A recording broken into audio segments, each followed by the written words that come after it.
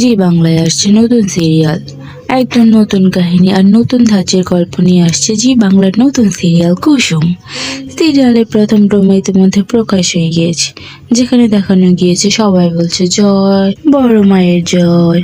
বড় মা, যিনি তার নাম ইন্দ্রাণী গাঙ্গুলি, যিনি কিনা গাঙ্গুলি পরিবারের প্রধান।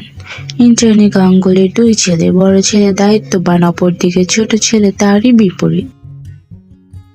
অপরদিকে বৃষ্টিতে ভিজতে ভিজতে এন্ট্রি হয় নায়িকা অর্থাৎ কুসুম। এবার জেনে নেওয়া যাক কে কোন চরিত্রে অভিনয় করছেন। প্রথমেই আসি ইন্দ্রাণী গাঙ্গুলি চরিত্রে। এই দাপুটে চরিত্রে অভিনয় করবেন অভিনেত্রী অঞ্জনা বসু, যিনি কিনা এর আগেও বহু সিরিয়ালে এরকম চরিত্রে অভিনয় করেছেন।